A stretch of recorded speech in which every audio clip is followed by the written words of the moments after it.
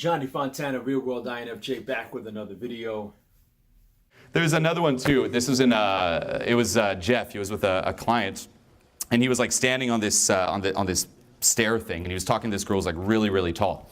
And she was joking because he's small, but he's standing on it, and she obviously knows he's standing on it. She's joking, "Oh man, you're really tall." He's like, "Yeah," and like jokes around with it. The guy who's with Jeff, he's like, no, listen, let me interrupt everyone, let me interrupt. He's actually not tall. Look, there's a step, so you see he looks tall because he's standing on the step. That just kills, it sucks the vibe out. There's not that social intelligence. And this is something that you have to learn, okay? Today's gonna be a short video. It's gonna be mostly a question and answer based on what trends I've been noticing in MBTI. Again, let me preface by saying that it doesn't come from an academic point of view, meaning that I am not TI heavy, so therefore I'm not going to break everything down. It's not going to come from an academic lens, right, in terms of dissecting functions and all that, the intricacies of dealing with shadow functions and different stuff within the MBTI, right? It's more so social trends, right? Social dynamics, interaction, dealing with people on forums, online, what I've been observing on YouTube and so forth and so on. And I'll give quite a few examples.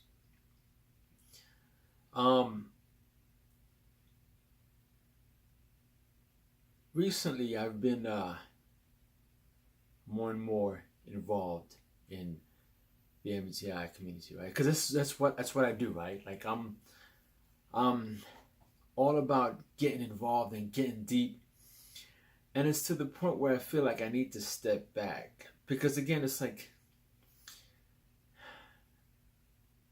I need to go so many places, so I'm trying to just make sure that I stay focused because I didn't have any notes. I didn't prepare this. This is off the cuff because I've just been thinking about this. So I feel like I need to step back because I've been getting so involved, right? I've been investing a lot of time into MBTI, which is, I think, good in a way because then now I'm starting to pick up patterns, pick up trends, right? And I find it weird because it's like, as an intuitive, it's like one of those things where you expect to meet other intuitives and have like a sort of an understanding, right? In a high context society, while we're communicating, we assume or consider that we have a larger body of shared context, that we have the same reference points, body of knowledge, information. It's like in any culture, right? There's certain things that is understood. So let's say, for example, you have a department, right? A federal department or a company. Let's say you have Google. And within Google, you have the parent culture, right? Just the culture of operations and how people do certain things. But then in each division within Google, you have its own subculture, right? So certain people within those subcultures do things differently, right? So it's just the day-to-day operations, the way they function, the way they think, different levels of, I wouldn't say intelligence, but just different levels of approaching certain things because that's what they do, right? They involve themselves in different areas, and so that's what creates the atmosphere, the culture, the texture of that particular subsection, subdivision, subgroup, right? However, within those subdivision subgroups, there is some kind of normalcy, right? There's some kind of tradition, an understanding, right? An overall sort of texture, right? That everyone understands. That's basically what we need, right? We need certain guidelines in order to function so that we can all get along and understand, whatever objectives that we're trying to achieve. Not everybody is equipped to or interested in engaging in high-level discussion of abstract and creative ideas. You know, you hear this idea that everyone's creative. That's a lie. It's as straightforward as that. True creativity is very, very rare. And so, and if you happen to be a creative person, or if you happen to be someone who's profoundly interested in ideas, you are in a pronounced minority. And the same thing applies to intellectual and creative endeavors. So what you do is you try to find a community where that's the nature of the community, and you likely have to find a relationship like that as well. But I don't find that in MBTI. Like, it's so weird because, again, like, for example, like I'm talking to you now, and it's like I've become to the point where I'm like tripping over my words because I don't want to say certain things that may come across as like SI or this. And it's not because I'm worried that I'm not INFJ. That's not the point. It's more so because it's just so muddled now that people are focusing on that instead of actually the message, right? Which Dave says here. You can't be playing the bean counting game, you know? You can't be like, they said 10 sensory things in a row, therefore they're sensory. Like, no, you gotta wait for what is their punchline. What do they respect the most? What is the ground they're willing to die for? Somebody who's sensory dominant in a fight, they're gonna be like, these are the facts, this is what happened, and they'll stick to that. Somebody who's intuitive dominant is more like, here's what's going on, I know what's going on, screw your facts, this is the pattern, the reoccurring pattern, and they'll stick to that. So yeah, so I'm finding that I get into these places and I'm met with a lot of T-type INFJs. And I can tell because a lot of them, when you ask them what they do, a lot of them, it's not so much about what they do, but it's how they approach other things. It's like a lot of them are into the sciences or into the physical sciences, right? So a lot of them are into engineer, into marketing, into money, finance, right? Which is great, there's nothing wrong. But again, in these worlds, you have to be very, boom, concrete, direct. I do get a lot of engineers on boot camp, and I'm sure in some small part that's due to the fact that I live in Silicon Valley, you know, San Francisco Bay Area, and there are a lot of engineers here, and that's what attracts them to the game. You know, this idea that it's something they can figure out, it's this puzzle. They come into the game thinking that it's going to be something that they can very easily deconstruct and create a formula to deal with. And the truth is far different. I think that's why a lot of people are drawn to the game, you know, because they think, okay, here are these rules that govern social interaction. And if I learn these rules, I learn these theories, I can protect myself. I can just, you know, go down the flow chart and I'll never have to feel bad ever again. Right? But in reality, game is not some simple arithmetic problem you could just plug quantities into to get a standardized result. You know, an interaction is a living, breathing, dynamic thing where the variables are constantly changing in real time. Whereas even for me, I'm involved in those areas as well. However, I separate myself when I'm discussing or when I'm having these discussions with intuitives. If you see two different interactions happening, you should get a feel emotionally for what's going on. And say in one interaction, like something we talk about a lot is giving value versus taking value. If you see an interaction where it's like taking value, you'll get a certain feel for it. If it's giving value, you get another feel for it. Again, as a DJ, I've learned how to read the room, read the audience, read the temperature, right? As you walk into a room, there's certain things you just don't do. You don't come in here like, like you have to, you know? So that's why, so for example, if someone asks a question online, like a in-depth question online, I'm not gonna automatically just jump in. I'll just go ahead and just, okay, see what's going on. Let me go ahead and give you my take on it. And then if other people bite, then I'll come back and then I'll really ramp it up. But I find that I've been met with a lot of T-types online. And T-types, again, let me explain the context. A lot of T-types are concrete, whereas I am abstract. I prefer NIFE, okay, SE, versus the T-types, the T-heavy INFJs. Again, I'm not about mistyping or anything like that. It's just a dysfunction or refunctioning of your stack. They're more into the concrete. So my friend is an INFJ, and I went to college together. I was an engineering student, but he was a philosophy student. A very good example of more academically or intellectually oriented INFJ, kind of filling the shoes of, or the role that an INTJ would normally fill. Much like my path has led me down to being an engineer. There are intellectually oriented or academically, I'd prefer the term academically, but academically oriented INFJs. It's not common. Most of the time INFJs are going to be drawn to the sort of mystical shamanistic side of things, or the artistic, or things of the more like emotional humanitarian nature.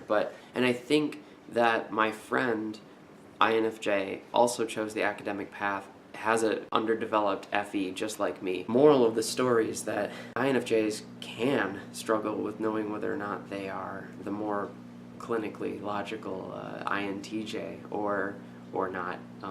But it basically comes down to, what is your primary focus? Is your logic going to bend to your whimsical gut feelings about how you feel about things, or are your gut feelings going to be totally ignored and bend yourself to the situation like an INTJ will? So therefore, because of their nature, their what do you call it again? They being more focused on the physical sciences, right? And those kind of areas, everything needs to be boom, right? Especially the IT workers and whatever. Like there's, like again, I'm repeating myself, but I need to provide context, how Dave says. Cops, military, programmers, everybody running the physical world, they have to use SI. They have to use sensing in reality. It has to be real. No assumptions, no making jumps. Don't try and guess what's happening next. Don't connect it to something else. What are the facts? Please just put that down and go away. Okay? Whereas I've been in those, the military, whatever, but I've had a hard time because my mind doesn't work like that. So often, when I'm in meetings, I'm providing the abstract. I'm like, okay, hold up.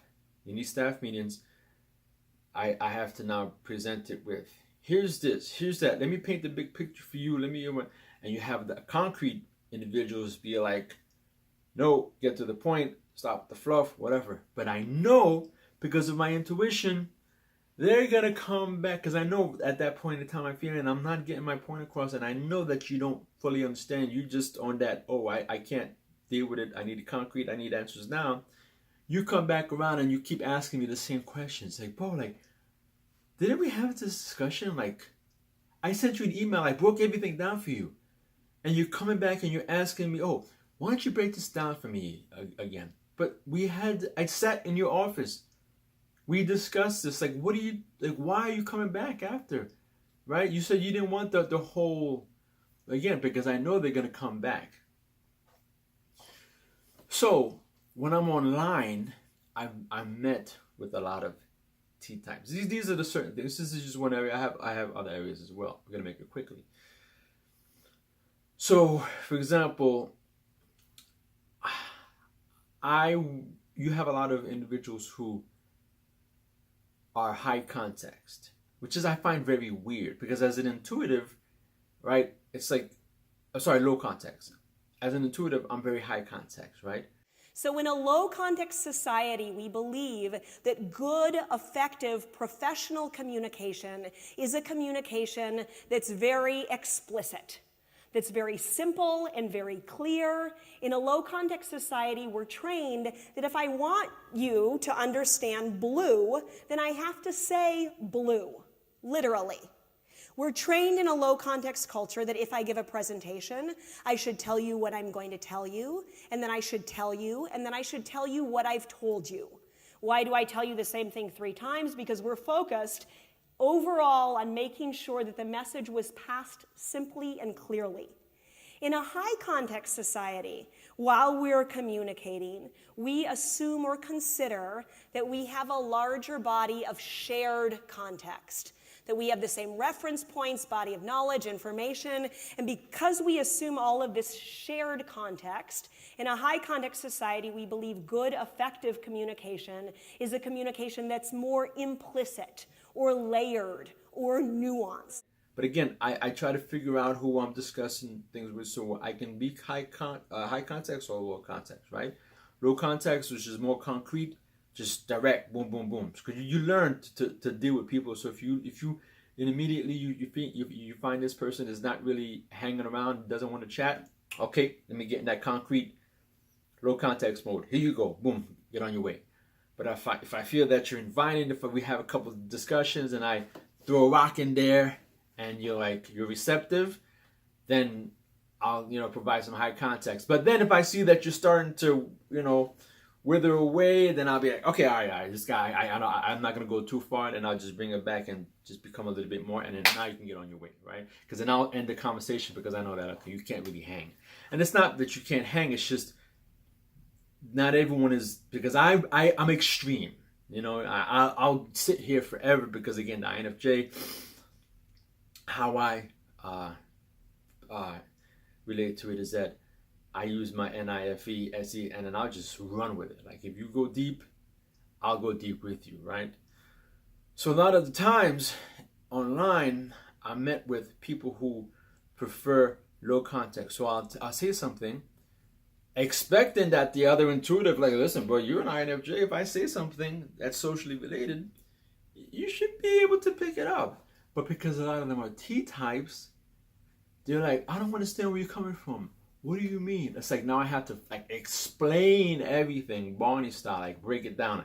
Here's what it is, and this and that, and this, that. I had a German individual who said to me, Aaron, in Germany, at the end of a meeting, we almost always do a recap. First, we do a verbal recap, and then we do a written recap. That's low context, right? Clarification, clarification, clarification. He said, now that I've been working frequently with the French, I often find that at the end of a meeting, I'll get ready to do a recap, and my French colleagues will just stand up, and someone will say, et voilà, there it is.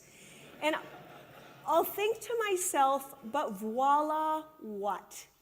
And then I'll be very surprised to see that it just seems that people know what's been decided, that they know what's supposed to happen next, without going through all of those levels of clarification that I'm so used to in my own culture. So I made a post, right? And I was like, hey,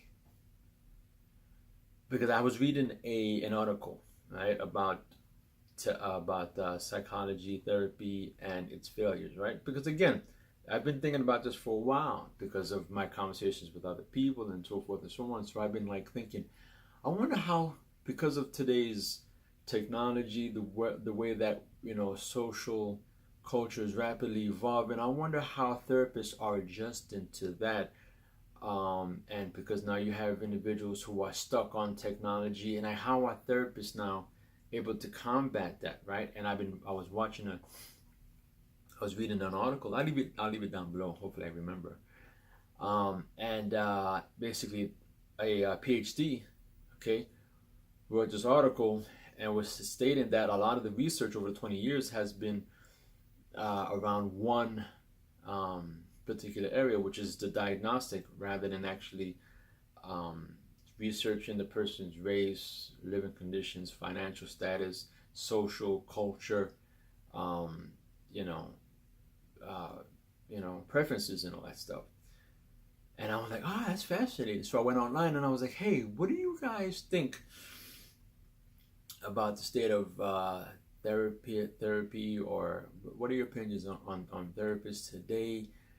And as a result, as it pertains to culture and so forth, I just wanted an idea. But I put a disclaimer. I was like, listen, I'm in this section here. I'm just trying to figure things out.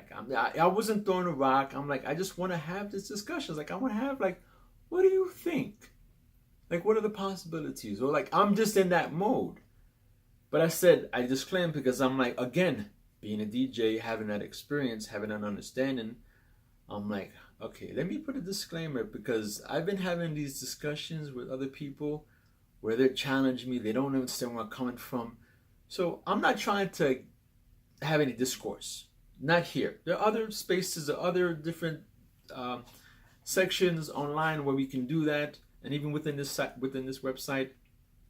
But this one, I just want to keep it. I just want to just be able to figure out. I want to go places, right, without having to like debate and so forth and so on, and always be challenging. Like I don't want that space. So I said, if I challenge you, check me. But otherwise, let's just take it where you want to. Just take this conversation and go with it. And the first response was, well, I find this question to be odd. Well, the one related to, like, because I wanted to know about their opinions on therapists, and basically how it pertains to today's social changes and so forth. I just basically just say, take it where you want to take it. Social intelligence is knowing what is appropriate to whatever context you're in. At that moment in time, there's always a certain context. There's always something that is appropriate, something that is considered common sense, and something that isn't. Right now, in a seminar like this, for example, if I'm talking right now about social intelligence, we're building up towards the point. We're exploring this topic. That's the context. What would be inappropriate if right now in the middle of a sentence, Julian! Oh, what's your question? Would you like to add on to what we're talking about? So the first responder was like, oh, this is an odd question. And the disclaimer, it's odd itself.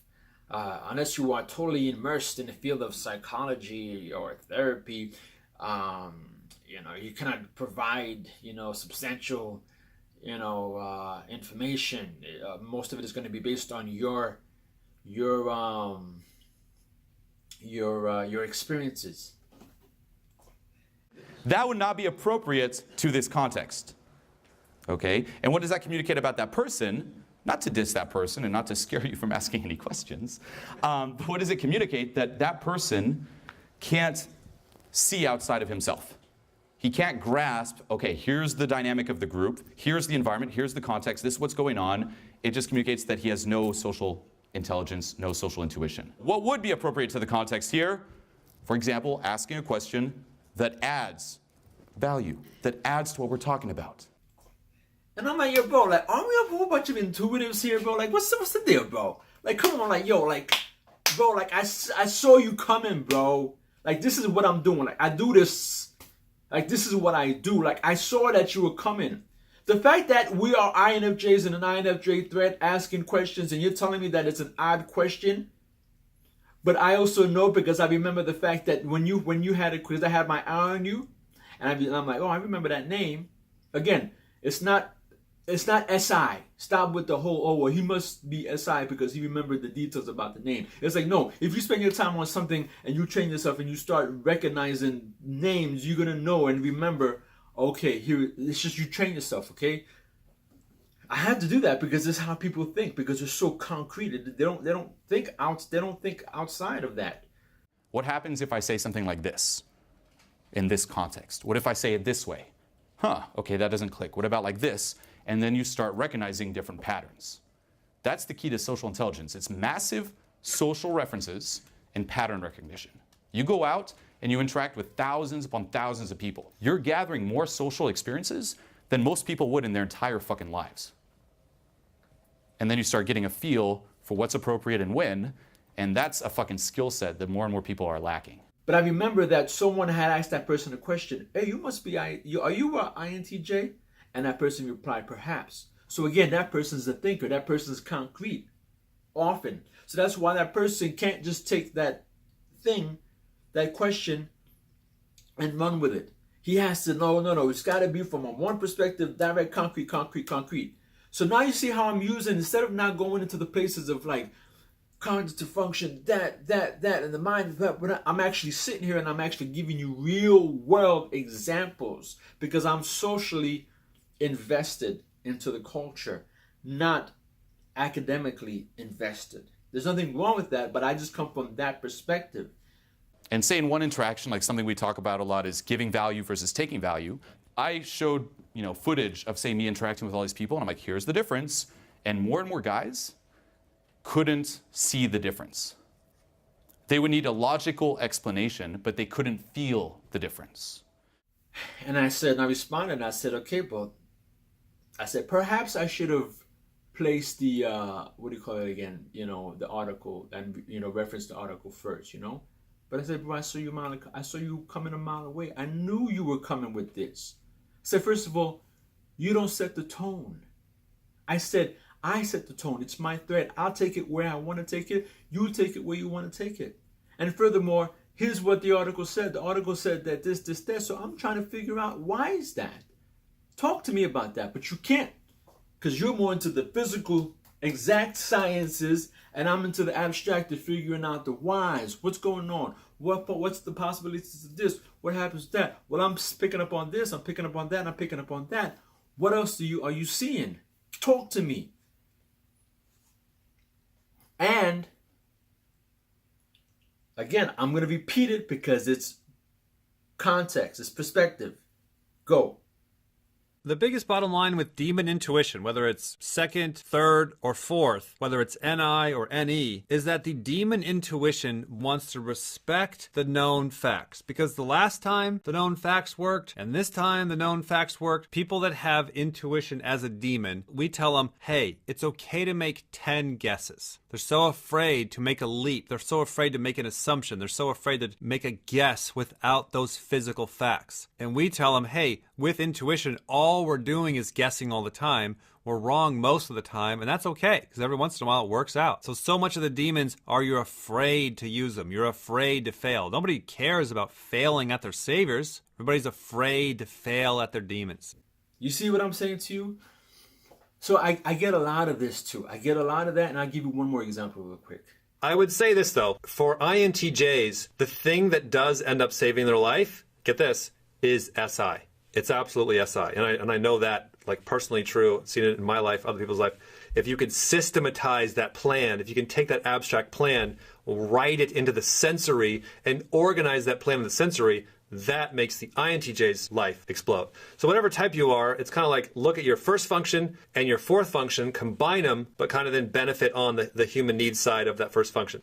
I don't know if you've heard, because I follow Gary Vaynerchuk often, right? And again, I learn from these individuals. You learn persuasive techniques. You learn, especially as a DJ, or you're into business, you learn, okay, how to now, it's not only about business deals, but it's interacting with people, right? Social interacting. So you learn these things. You knew that he was a big time player and had a huge success, and you watched it. I'm stunned by how many people would rather read a book than watch the behavior of the people that are winning. So you learn, okay, hey, you give, then you ask. You don't just ask, So I've been discussing, I contacted this one individual who I'm pretty fond of. She's online, and I'm just going to refrain because I'm not going to, call her out, or I'm not into that, right? So I watch her videos, and she does, a good job, and I'm always like, yeah, because she's an NF as well. And so I reached out to her a couple times, we have discussions here and there, like, yeah, here and there. So finally, I'm like, I'm in a space now, and I'm like, man, she's probably the only one who I relate to as an NF, because she doesn't go into the FI space of like self-dwelling and self-actualization and just stay there. Like she actually just, projects outwardly and explains things. So I was like, hey, like, she had something about, question about FIs and how they have their spaces and online, and because I guess there's about validation and all that stuff, whatever. So I asked her a question. I was like, hey, what do you think about, like, if you are, let's say, an FE, and then you walk into a room or a forum and you're met with a lot of FI blasts, and basically, like, they're like, oh, hey, we need a place to stay. Like, you try to basically motivate them, try to say, hey, get out of that space. And they're like, oh, no, we need a place to heal. Like, what do you think is going on there? And she didn't understand where I was coming from. And I had a Turkish client who was telling me about all of these issues that he was having with his new American boss. And I said, when your boss was here, did you tell him what you're telling me now? And he said, well, Aaron, I made it known so that he could see it if he wanted to see it. And I thought to myself, he probably didn't see it, right? So she was like, I don't understand. Like, what do you mean? So I had to break it down. Like, okay, like you taught, and because the thing is, I even referenced her that particular timeline when she stated, you know, about the FI and people needing their space, their safe space, and all that stuff. And so she can have that context, because again, like I'm doing all of this so that I'm giving you your particular area so you can reference, and then you can, again, this is I have to do this. Why I do this is because of the fact this is just through my work. A lot of the trainings that I've had, a lot of how I operate in work, especially now that I'm actually going to be getting into legal work. I'm actually applying for a position where I'm going to be helping attorneys with law cases, legal cases, and so forth and so on.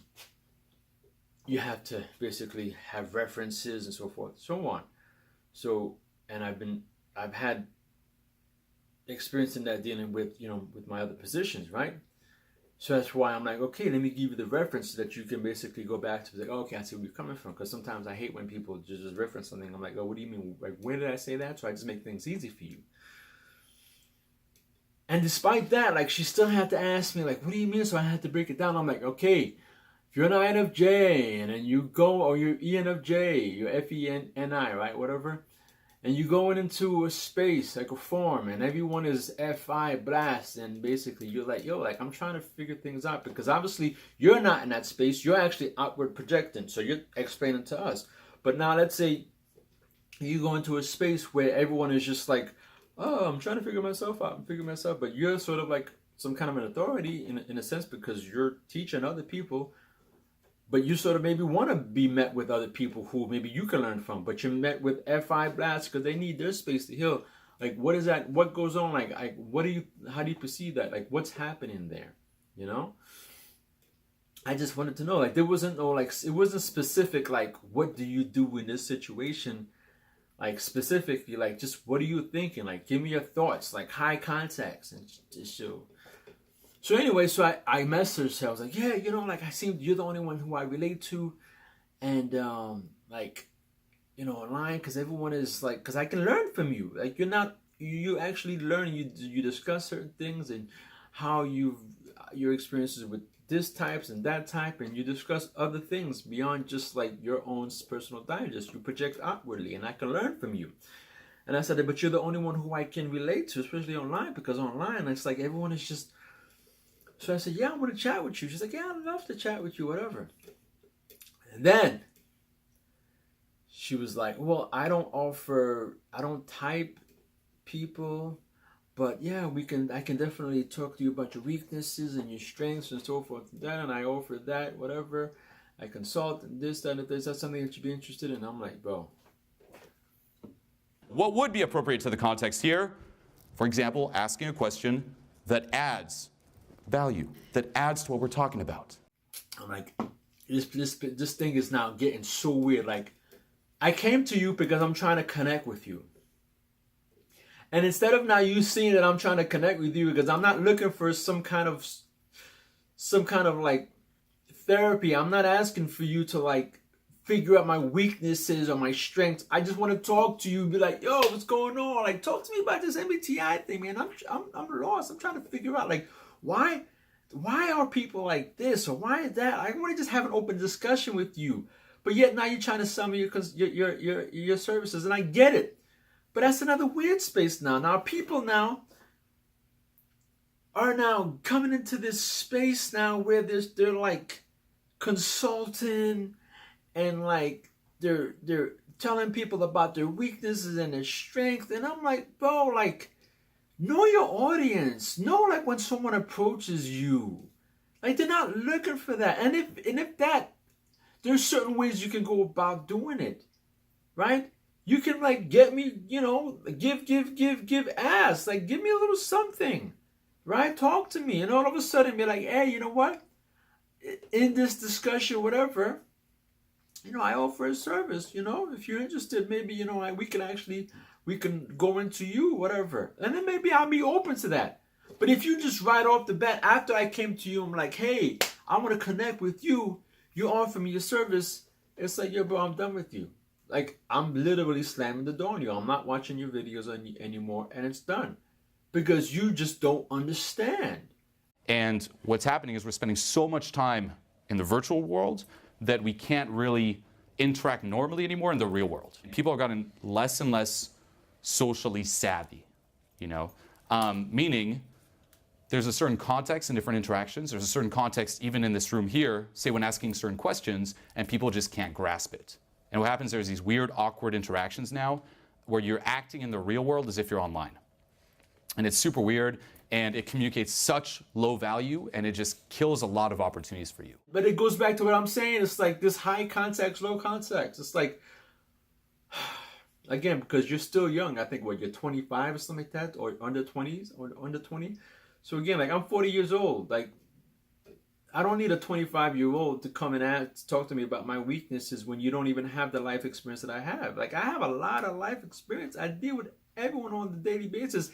I'm in charge of 30 people. I gotta deal with personalities. I have to give feedback and evaluations, you know, quarterly to people and how they're doing, what they need to be doing, whatever. So I don't need to sit here and talk about for you, unless you're my supervisor, unless you see me every day, unless you deal with me.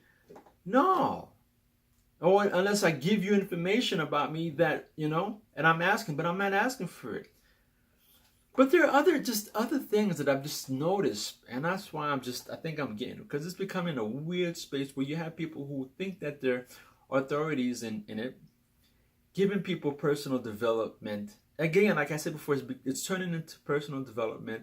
We have INFJs now just taking advantage of this, and it's just, I think I'm gonna get away from MBTI. I keep saying it, but intuitively, I think it's going to be best for me to just stop making videos because, again, like, I just don't relate to this current atmosphere.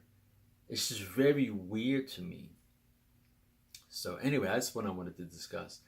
Johnny Fontana, Real World INFJ. We out.